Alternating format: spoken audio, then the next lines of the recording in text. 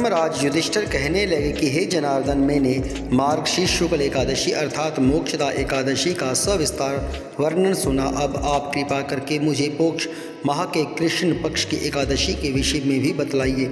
इस एकादशी का क्या नाम है तथा इसके व्रत का क्या विधान है, इसकी विधि क्या है, इसका व्रत करने से किस फल की प्राप्ति होती है, कृपया यह सब विधान पूर्वक कहिए। भगवान श्री कृष्ण बोले, मोक्ष माह के कृष्ण पक्ष में आने वाली इस एकादशी को सफला एकादशी कहा जाता है। इस एकादशी के देवता श्री नारायण हैं। विधि पूर्वक इस व्रत को करना चाहिए। जिस प्रकार नागों में शेषनाग, पक्षियों में गरुड़, सब ग्रहों में चंद्रमा, यज्ञों में अश्वमेध और देवताओं में भगवान विष्णु श्रेष्ठ हैं, उसी तरह सब व्रतों में एकादशी का व्रत श्रेष्ठ है। जो मनुष्य सदैव एकादशी का व्रत करते हैं वह मुझे परम प्रिय हैं। इसका महात्म्य मैं तुमसे कहता हूँ, ध्यान पूर्वक सुनो। भक्तवत्सल भगवान श्री कृष्ण कहने लगे कि धर्मराज, मैं तुम्हारे स्नेह के कारण तुमसे कहता हूँ, क्योंकि एकादशी व्रत के अतिरिक्त मैं अधिक से अधिक दक्षिणा पाने वाले यज्ञ से भी प्रसन्न नहीं होता। अतः इसे अत्यंत भक्ति और श्रद्धा से युक्त होकर करें।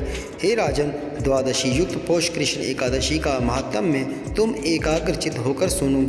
चंपावती नगरी में एक महिष्मा नाम का राजा राज्य करता था। उसके 4 पुत्र थे। उन सब में लुम्पक नाम वाला बड़ा पुत्र राजपुत्र महापापी था। वह पापी सदा पर स्त्री और वेश्यागमन तथा दूसरे बुरे कर्मों में अपने पिता का धन नष्ट किया करता था। सदैव ही देवता, ब्राह्मण, वैष्णवों की निंदा किया करता था।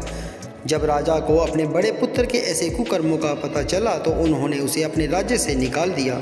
तब वह विचारने लगा कि कहाँ जाऊँ, क्या करूँ। अंत में उसने चोरी करने का निश्चय किया।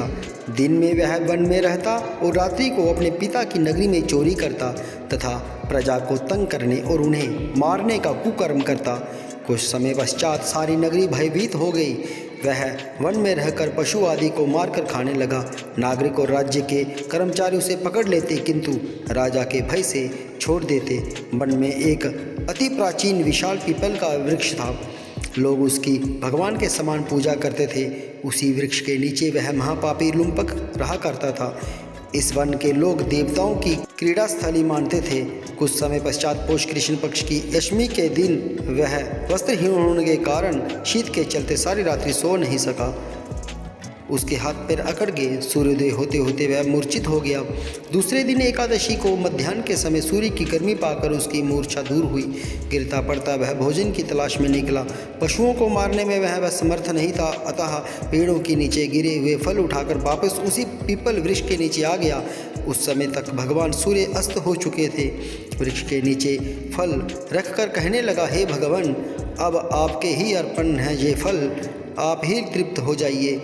उस रात्रि को दुख के कारण रात्रि को भी नींद नहीं आई। उसके इस उपवास और जागरण से भगवान अत्यंत प्रसन्न हो गए और उसके सारे पाप नष्ट हो गए। दूसरे दिन प्रातः एक अति सुंदर घोड़ा अनेक सुंदर वस्तुओं से सजा हुआ उसके सामने आकर खड़ा हो गया। उसी समय आकाशवाणी हुई कि हे पुत्र राजपुत्र, श्री नारायण की कृपा से तेरे पाप नष्ट हो गए हैं। अब तू अपने पिता के पास जाकर राज्य प्राप्त कर। ऐसी वाणी सुनकर वह अत्यंत प्रसन्न हुआ और दिव्य वस्त्र धारण करके भगवान आपकी जय हो कहकर अपने पिता के पास गया। उसके पिता ने प्रसन्न होकर उसे समस्त राज्य का भार सौंप दिया और स्वयं वन के रास्ते चल दिए। अब लुम्पक शास्त्रानुसार राज्य करने लगा। उसके स्त्री, पुत्र आदि सारा कुटुंब भगवान नारायण का परम भक्त हो गया।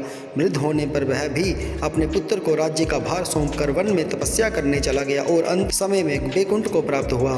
अतः जो मनुष्य इस परम पवित्र सफला एकादशी का व्रत करता है उसे अंत में मुक्ति मिलती है। जो नहीं करते वे पूंछ और सिंगों से रहित पशुओं के समान हैं। इस सफला एकादशी के महात्म्य को पढ़ने से अथवा श्रवण करने से मनुष्य को अश्वमेध यज्ञ का फल प्राप्त होता है।